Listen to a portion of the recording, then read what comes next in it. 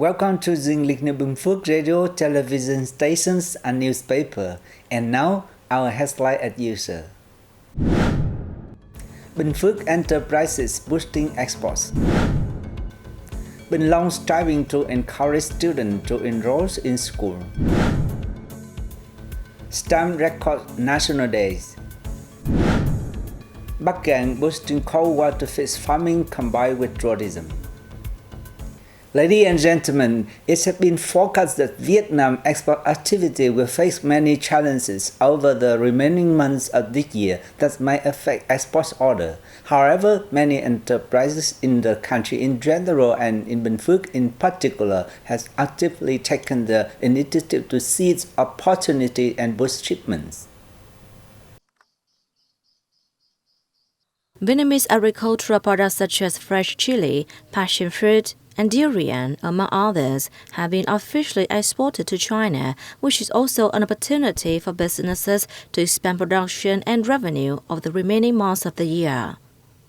Durian growers in the province are making careful preparations such as registering for planting area codes and packing facility codes to meet the necessary conditions for exporting agricultural products to Vietnam's northern neighbor. It's expected that passion fruit and durian exports to China this year will increase up to 130% compared to 2021 and continue to grow into the future. Constantly expanding markets and investing in product quality will therefore not only help boost exports but also ensure sustainable development. The People Committee of Binh Long Town has set a target of all local students enrolling in school for the upcoming 2022-2023 academic years. All schools in the town will hold a new school year opening ceremony on September 5th. However, Grade 1 students return to school on August 22nd and other grades on August 29th. In the 2023-2023 academic year, Binh Long Town is striving to have 99% of 5 years old enroll in kindergarten, with all 6-year-olds to enter grade 1 and all elementary students to enter and finish primary school. At a recent meeting in the town to encourage all students to enroll in school, delegates discussed removing difficulties facing the families of 5 years old in ethnic minority villages, helping those changing their permanent residence to apply for central schools, and controlling activities of child care groups.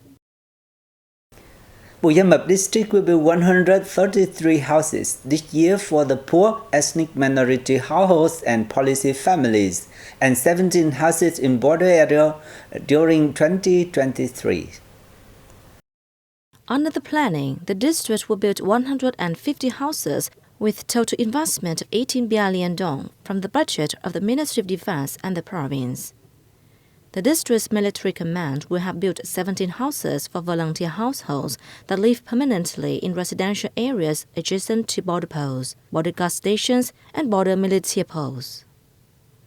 The Economic Defense Union number 778 will support the construction of 50 houses for poor households, ethnic minority households, and policy families in sub-zone 119 in Phu Nghĩa Commune and the Duc residential area. The People's Committees of Communes, meanwhile, will help with mobilizing the construction of the remaining 83 houses. Each house has an area of 54 square meters with full facilities and costs 120 million dong each. Ladies and gentlemen, on September the 2nd, 1945, President Ho Chi Minh read the Declaration of Independence declaring the birth of Democratic Republic of Vietnam, now the Socialist Republic of Vietnam. In the 77 years since, Vietnam Post has issued a number of stamps in honor of that such historic moment, which are considered historical witnesses of the country's formation and development. 1 year after President Ho Chi Minh read the Declaration of Independence, Vietnam Post issued the first stamp collection, marking 1 year anniversary of victory in the August Revolution and the establishment of the Democratic Republic of Vietnam. The stamps were designed by artist Nguyễn Sáng and depicted President Ho Chi Minh in different colors. Vietnam Post has now issued 12 sets of stamps to mark National Day. Over the time, these stamps have become invaluable possessions at the mother country's historic moments. The issuance of postal stamps on September 2nd has significant historical meaning since they record the country's major historical events and remind people to boost patriotism and strive to build a stronger nation. The capital city of Hanoi ranked third among cities and provinces nationwide in foreign direct investment in the first 7 months of this year with nearly $980 million, affirming its attractive need to foreign investors.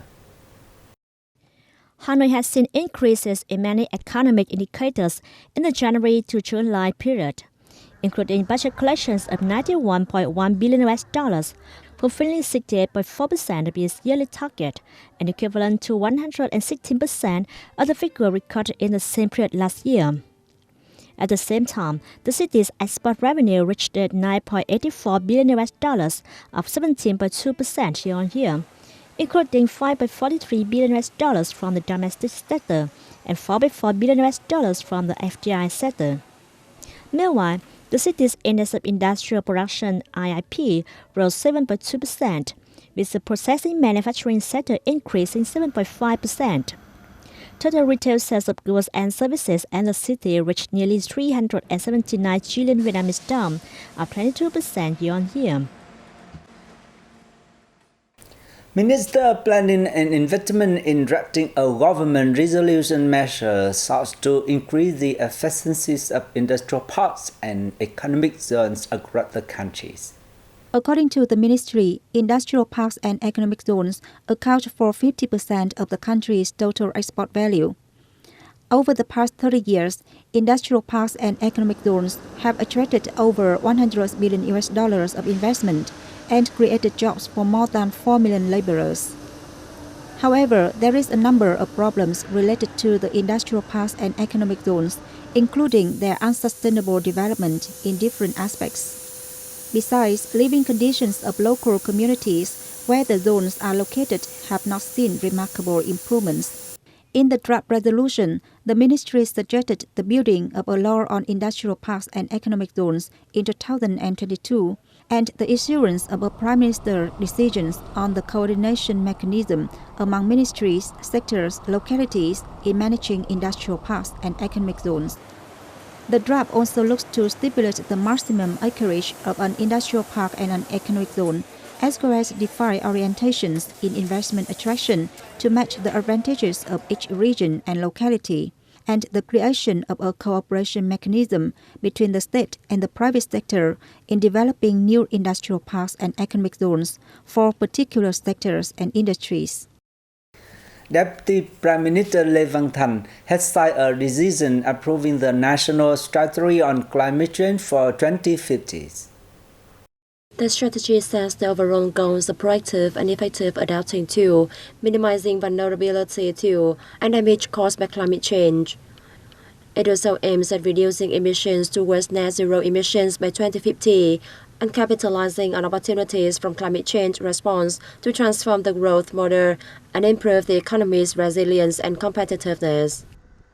Specific targets include maintaining the forest coverage at 43%, supplying clean and hygienic water for 100% of the population, and providing safe houses to 100% of households in areas frequently affected by natural disasters by 2050. Towards the targets, tasks and solutions have been set out, revolving around enhancing the resilience and adaptive capacity of the natural, economic, and social systems, as well as ensuring sustainable livelihoods. Because with year-round cool climates, many households in Bắc Cạn province have invested in cold water fish farming associated with tourism in recent time and initially posted good results. That is the salmon and sturgeon farm owned by Mr. Dung in Yên Dương Commune Ba Bể district. Since combining raising fish with tourism, the number of visitors to his farm has increased, resulting in higher fish consumption. Mr. Dung's farm is quite large, earning him hundreds of millions of Vietnam dong a year. There are 4 farms in Bắc Cạn province raising salmon and sturgeon. Thanks to the climate, Local salmon and sturgeon products are good quality and have found favor among consumers. Some salmon and sturgeon farms are located high in the mountains, where the climate is cooler and the landscapes are beautiful. So fish farm owners have combined fish rearing with tourism. Visitors can sightsee at the farms and nearby, enjoy some fish dishes, and learn about the culture of the local people. The result shows that cold water fish farming combined with tourism is a new and highly effective business. It promises to be a means of helping sustainable reduction in mountainous and ethnic minority areas. And that's all for news today. Thanks for watching BPTV News. Goodbye and see you next time.